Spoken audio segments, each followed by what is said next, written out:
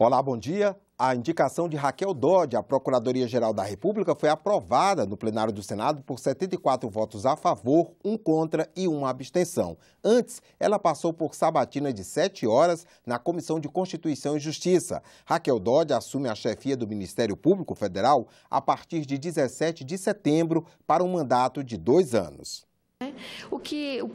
Na sabatina, os senadores perguntaram sobre os rumos da Operação Lava Jato, acordos de delação premiada, prisões preventivas, vazamentos de informações e outros temas ligados às operações de combate à corrupção.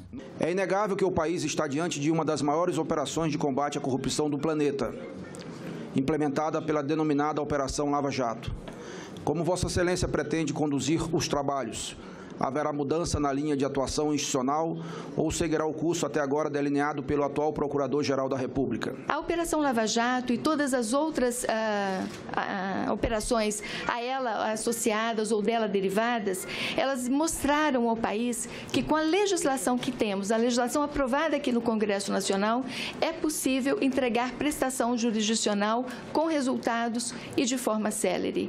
Eu acho que a senhora falou pouco até agora sobre o que vai fazer uma vez aprovada nessa sabatina, o que a senhora vai fazer para incrementar cada vez mais e não haja um temor que já existe de que esta operação estaria diminuindo o seu poder de fogo.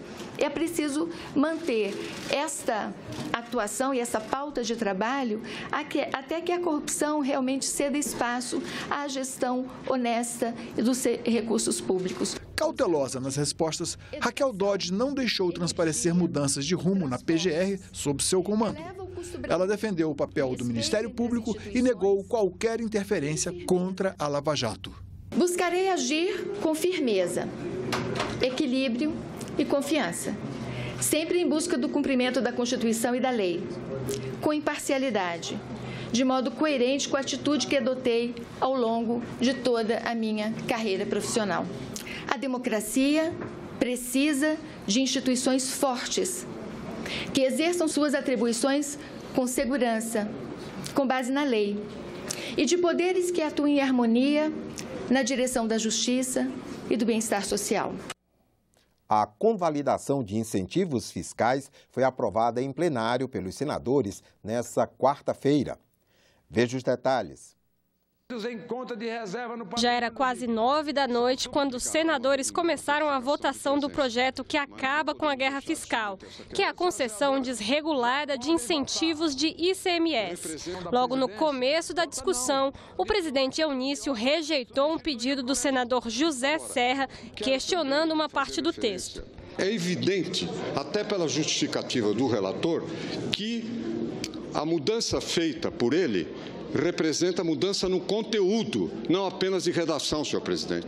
E isto vai prevalecer, quer o Congresso ou esta Casa aceite, quer não, porque junto ao Judiciário vai cair imediatamente essa questão pela obviedade. É um mau costume, não digo que essa foi a intenção do relator, mas é um mau costume se fazer emendas de redação que, na verdade, mexem no conteúdo, senhor presidente. Essa é uma questão de seriedade. O texto, apresentado em 2014, foi aprovado no Senado, na Câmara e voltou ao Senado como substitutivo. O projeto muda algumas regras dos incentivos fiscais. Por exemplo, ao invés da unanimidade do Conselho Nacional de Política Fazendária para autorizar a operação, seria necessário apenas 2/3 da concordância. Nem todos os incentivos atuais seguem esse protocolo e o STF já questionou isso. Se nós não fizermos isso, é inevitável que o Supremo Tribunal o faça. E eu explico. É porque muitos desses incentivos estão na eminência de serem concluídos. Importantes investimentos industriais, agroindustriais, comerciais, logísticos, de infraestrutura, portuários. Esses investimentos estão aguardando essa decisão O texto foi aprovado por 50 votos a favor e nenhum contra. O ICMS deve ser unificado em 15 anos. Há também uma regra de transição e um prazo de validade para os incentivos. O que existe hoje é uma guerra fiscal institucionalizada. O que existe hoje é a concessão de benefícios fiscais só a partir de uma tal unanimidade do CONFAS, que fica acima de tudo, inclusive das decisões do Senado da República. E fundamental a aprovação deste projeto para termos incentivo tributário, termos incentivos fiscais como instrumento para o desenvolvimento regional. Os senadores também aprovaram a regulamentação das atividades dos profissionais da aviação. A matéria segue para a sanção do presidente da República. Durante todo o dia, a declaração do presidente da Câmara, Rodrigo Maia, sobre a medida provisória da reforma trabalhista repercutiu no Senado. No dia seguinte à aprovação da reforma trabalhista no Senado, causou mal-estar aos senadores a declaração do presidente da Câmara, Rodrigo Maia. Em sua conta no Twitter, ele disse que não vai votar nenhuma medida provisória que modifique o texto aprovado pelo Congresso sobre a reforma trabalhista. Para viabilizar a aprovação da reforma aqui no Senado, o governo assumiu o compromisso de vetar alguns pontos do texto e de regulamentar por meio de medida provisória artigos que foram criticados até mesmo pela base aliada. O acordo permitiu que os senadores não alterassem o texto aqui no Senado para evitar que a matéria voltasse para a Câmara. Parlamentares de todos os partidos reclamaram do posicionamento do presidente da Câmara. Sou testemunha pessoal de uma conversa com o presidente da República no Palácio Planalto, com 17 senadores do nosso partido, em que Sua Excelência nos garantiu que aquilo que viesse a ser acertado com ele ou com o seu líder no Senado Federal, Roberto Jucá, ele cumpriria por meio de uma medida provisória. E eu quero crer que essa manifestação fora do tom do presidente da Câmara será uma manifestação sucedida pelo diálogo, pela convergência. Essa é a expectativa que vejo. É inaceitável. É inadmissível que um presidente da Câmara dos Deputados, conhecedor da realidade política, do momento grave que passa o país, e que os acordos foram feitos por todos que falavam em nome do governo e pelo líder do governo, vem agora, depois da matéria votada, dizer, olha, é um retrocesso aquilo que foi acrescido pela Câmara. Quem fez pacto e acordo com ele que responda agora. Eu não me sinto traído. Quem foi traído para mim foi o povo brasileiro e, pelas outras linhas, aqueles que acreditaram que era possível o Senado abrir mão do seu direito de legislar, de votar. Foi o apelo que eu fiz na tribuna. O líder do governo que articulou o acordo garantiu que o presidente Michel Temer vai honrar o que prometeu. No momento oportuno, o presidente Michel Temer, que fez um compromisso de adição de medida provisória, vai se manifestar, né? Então, vamos aguardar os fatos. Entre os pontos que serão modificados pelo presidente Michel Temer estão o trabalho intermitente, o fim gradual do imposto sindical, a proibição para que mulheres grávidas ou que estejam amamentando trabalhem em locais insalubres e que as negociações sobre a jornada de trabalho de 12 horas com descanso de 36 sejam feitas por acordo coletivo e não individual, como foi aprovado no projeto. Quando uma medida provisória é editada pelo governo, ela é enviada ao Congresso Nacional. Aqui é formada uma comissão mista de deputados e senadores.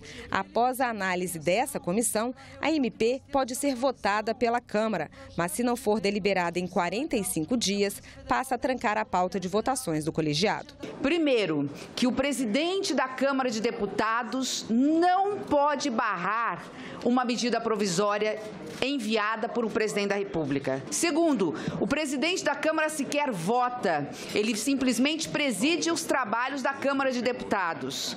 Terceiro, Terceiro, a medida provisória vai ser analisada pelo Congresso Nacional. Foi uma manifestação infeliz do presidente da Câmara, que parece que estava assim muito confiante de que assumiria a presidência da República. Me parece uma manifestação de quem já se via na cadeira do presidente, porque, ora, só a edição da medida provisória poderia ser controlada a priori por um eventual ocupante da cadeira do Planalto. O presidente do Conselho de Ética, senador João Alberto Souza, aceitou a denúncia em desfavor das 6 senadoras que, na terça-feira, ocuparam a mesa do plenário durante a sessão em que foi votada a reforma trabalhista. O documento, protocolado pelo senador José Medeiros e mais 14 senadores, pede a abertura de processo disciplinar contra as senadoras Ângela Portela, Fátima Bezerra, Lídice da Mata, Gleisi Hoffmann, Vanessa Graziotin e Regina Souza. Segundo o senador João Alberto, há indícios de quebra de decoro e o colegiado deve analisar o caso. A Comissão Mista de Orçamento aprovou o projeto da LDO, lei que aponta metas e prioridades do governo e orienta a elaboração do orçamento federal para 2018. A proposta deve ser votada no plenário do Congresso hoje, a partir das 4 da tarde. Preocupado com o crescimento do déficit público, o relator da Lei de Diretrizes Orçamentárias inseriu na proposta dispositivos que controlam ao máximo os gastos no próximo ano. Uma das condições de Pestana foi que todo aumento em uma despesa obrigatória terá de ser compensado por corte equivalente em outra. É o primeiro orçamento que será feito dentro do novo regime fiscal, que prevê um teto de expansão do gasto público. Além disso, o deputado foi seletivo para acolher emendas. Eu não acolhi nenhuma emenda que estabelecesse pisos que não fossem os pisos constitucionais. Também não acolhi nenhuma emenda que protege setores ou ações ou programas de contingenciamento.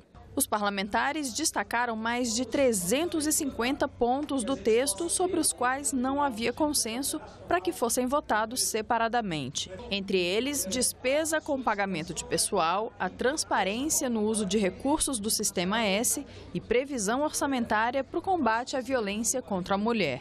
Garantir minimamente que as políticas de promoção de igualdade e enfrentamento à violência, o valor gasto no ano que vem nunca seja inferior ao valor gasto de 2015. Eu peço, sob a égide da lei, que essas receitas do Sistema S, já pacificada, ratifico como tributos, compusesse ou pelo menos tramitasse pela Receita da União. Não traga esse destaque para cá, porque não tem absolutamente nenhuma fundamentação. É apenas para atender o desejo pessoal do eminente senador Ataíde. Essas leis da diretriz orçamentária não aquecem a economia no país. E aqui eu começo por um dado básico para nós desenvolvermos a economia de qualquer atividade econômica de um país, que é o consumo. Como é que tu gera um consumo poderoso na nação brasileira, entre as pessoas, se você tem salário bom? O que aparece na LDO sobre salário? Ninguém falou aqui. Congelado. A bancada do DF vê como legítima essa questão do TCU, porque realmente precisamos, os destaques do TCU 3 e o 4, não fere a emenda constitucional 95, visto que não cria nenhuma despesa. O relator da LDO acolheu algumas emendas ao texto, entre elas uma que permite a liberação de emendas parlamentares para instituições de saúde no período eleitoral. A LDO é o tema da coluna Bastidores com a repórter Isabela Dutra. Ela conversou com o presidente da Comissão Mista de Orçamento, senador Dário Berger. Senador, e qual o desafio de aprovar, votar uma LDO agora com um teto de gastos? Bem, é muito grande, sobretudo porque uma lei orçamentária, uma lei de diretriz orçamentária, é a peça que vai determinar os objetivos, as definições, as metas que o governo tem para o ano subsequente, que no caso é 2018. pesa sobre nós uma grande responsabilidade, porque dessa vez nós temos um fator inovador para a elaboração da peça orçamentária, que é a PEC dos gastos públicos. Nós não podemos gastar mais do que arrecadamos. Logo, isso é um desafio para todos nós, é a primeira vez que isso vai acontecer. É viável, então, não? É viável, é possível, nós temos que encontrar uma solução. É para isso que a Comissão Mista de Orçamento existe e eu tenho certeza absoluta que o cronograma será mantido e nós vamos aprovar a LDO dentro do cronograma e do prazo regimental estabelecido pelo Congresso Nacional. Tá certo, muito obrigada. Eu que agradeço. Confira agora a agenda das comissões do Senado para amanhã desta quinta-feira. A Comissão de Relações Exteriores sabatina Maria Elisa Teófilo de Luna, indicada para chefiar a Embaixada Brasileira em Gana, e Maurício Carvalho Lírio para embaixador no México. Os senadores examinam ainda textos de acordos internacionais firmados pelo Brasil, como o do cacau, firmado em 2012, que prevê cooperação entre os países produtores e esforços em prol de uma cultura cacaueira sustentável. O desabastecimento da penicilina no Sistema Único de Saúde, o SUS, será tema de audiência pública na Comissão de Direitos Humanos. Na primeira parte da reunião da CPI da Previdência, que começa logo mais às 9 horas da manhã, o colegiado faz um balanço do trabalho realizado no primeiro semestre. O senador Paulo Paim antecipa alguns resultados desses 6 meses de trabalho. O relatório sobre os trabalhos da CPI, eles apontam com muita certeza de que a Previdência brasileira não é deficitária, é superavitária. Vai ali demonstrar que, por exemplo, setores do patronato arrecadam por ano em torno de 25 bi do bolso do trabalhador e não passam para a Previdência, que é a apropriação indébita. Isso é crime. Vamos mostrar que há uma dívida acumulada de grandes bancos e grandes empresas, como Itaú, Bradesco, Banco do Brasil, Caixa Econômica Federal, inclusive de grandes montadoras de automóvel, JBS e Companhia Limitada, que ultrapassa a mais de 500 bilhões de reais. Vamos mostrar que a questão da nossa previdência, que está na seguridade, que é a educação, que é a saúde e previdência e assistência social, esse tripé que compõe, ela não teria problema nenhum de caixa se tivesse uma gestão séria. Uma gestão que vai combater a fraude, a sonegação, o desvio do dinheiro da Previdência para outros fins e a roubalheira, que na verdade é a corrupção que existe ainda nesse país, do dinheiro do trabalhador, que é muito fácil eles se apropriarem indevidamente. Essas foram as nossas notícias. Obrigado pela companhia e até a próxima.